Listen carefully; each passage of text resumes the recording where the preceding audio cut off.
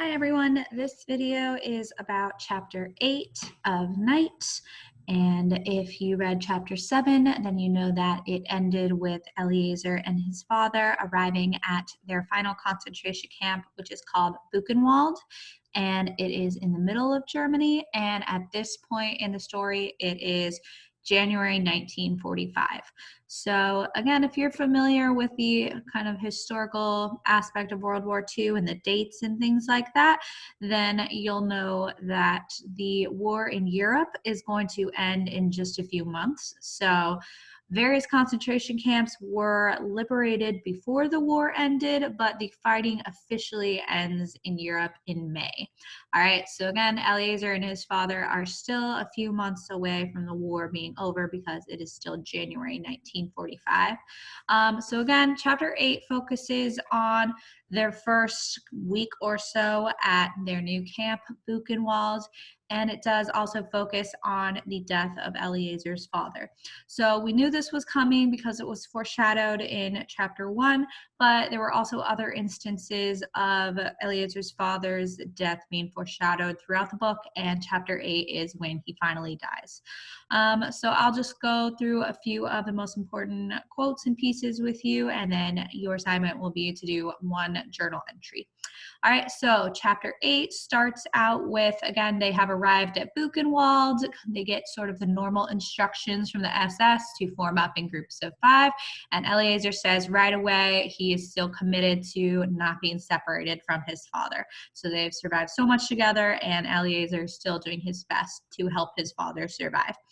And Eleazar says that even though they see a crematory oven right when they arrive where bodies are being burned, it no longer even makes an impression. So again, they're kind of desensitized to seeing these horrific things at concentration camps at this point. All right. And you'll see on the first page of the chapter, Eleazar's father is already sort of starting to lose strength. He says, I can't go on, I'm going to die here. And Eleazar gets very frustrated with this because, again, they've been through so much together. He says, we've suffered so much and I can't leave him to die now. So again, he's kind of very firm with his father. He describes his father as acting like a child, weak, timid, and vulnerable. So this is sort of interesting because, normally parents are the ones taking care of the kids, but now Eleazar is almost like the parent having to take care of his father. All right, so he finally convinces his father to move. However, again, they had been arguing for a while, and Eleazar feels that his father has chosen to die, that he's sort of giving up. All right, so moving on to pages 57 and 58, there's an alert. So again, that means that the camp is possibly being bombed or attacked. So everybody has to go inside their blocks.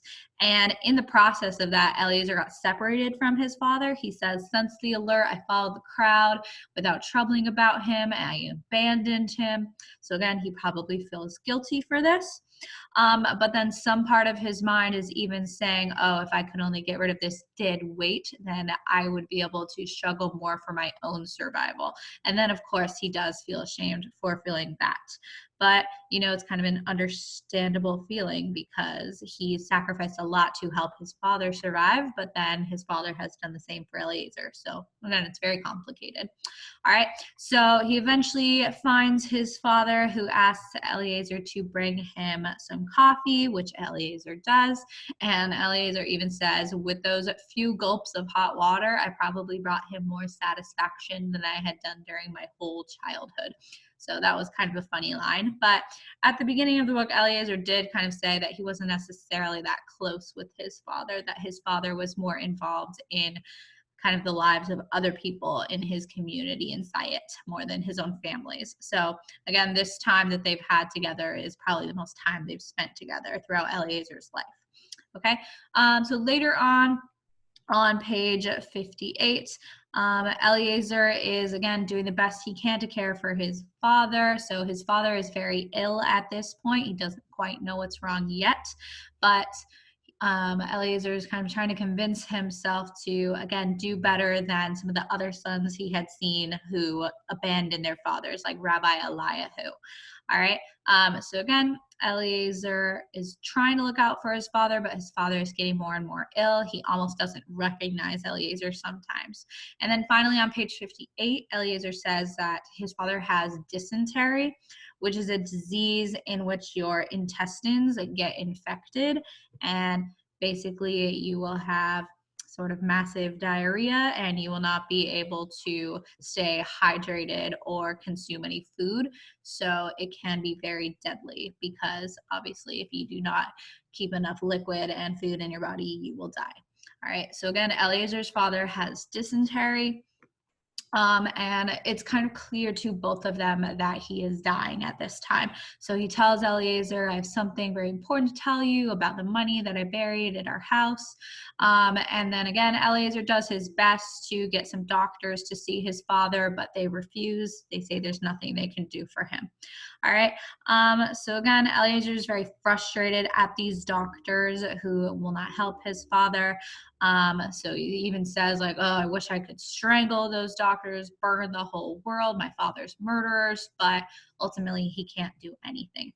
All right, towards the bottom of page 59, Eliezer learns that the people who are sleeping around his father have started to like hit him and take his food from him. And the reason that they can't stand him is that he cannot go outside to go to the bathroom anymore. So you can imagine what he is doing in the bunk. So again, these other prisoners are getting frustrated with him. And Eliezer's father keeps begging Eliezer for water. So he says, water, please, water.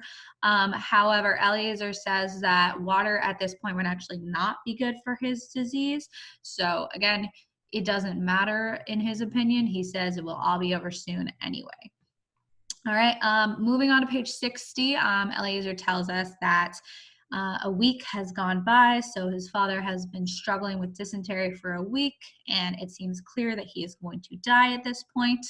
And the head of Eliezer's block even tells Eliezer, like, look, you have to fight for yourself, not think of anyone else. Like, you should be eating your father's ration instead of helping your father by giving him your food. So again, Eliezer is kind of struggling with these same feelings himself, but now somebody else is actually telling him, like, look, you have to give up on your father. And obviously Eliezer is a little reluctant to do that. So he says, I dare not admit that I wanted to do this. All right. And again, he starts to feel guilty for even thinking that. All right. Towards the bottom of this page, which is page 60, is when Eliezer's father is finally killed. So we had an SS officer come into the block who was calling for order. However, Eliezer's father is kind of so delirious at this point that he cannot be quiet. He keeps asking Eliezer for water, and Eliezer says the officer dealt him a violent blow on his head with his truncheon. Eliezer, of course, does not react because he's afraid of also being beaten. And then when Eliezer is able to do so after roll call, he goes to check on his father. He sees that, again, he has a massive injury to his head. But he does note that his father is still alive on that night, January 28th. However, the next day, January 29th, his father is gone. So Eliezer theorizes that he must have been taken away to the crematory in the middle of the night, but he may not have even been dead. He may have still been breathing. And Eliezer will never know if his father was put into the crematory alive. So you can tell that that's something that probably really sticks with him. All right, and then these last few lines of the chapter on page 61, Eliezer says again, like, there were no candles to his memory, no prayers. His last word was my name, so kind of reflecting on the very sad end of life that his father finally had. But Eliezer says, despite all of that, I can't weep, I have no more tears. And he actually has almost a sense of freedom once he does not have to help his father anymore. So again, as tragic as it is, it's kind of understandable, as the head of his block was saying, that now he is sort of free to only focus on his own survival. So again, chapter 8 is mainly focused on his father's kind of descent into illness and then eventually his death. All right, so tomorrow we are finishing the book, chapter 9. It is last chapter, obviously, if we're finishing the book. And then you'll do your final journal entry on chapter 9 as well. And then next week, we will talk about some sort of end of the book activities that I will have you all do. Okay, I'm here if you have questions, and I will talk to you all tomorrow. Bye.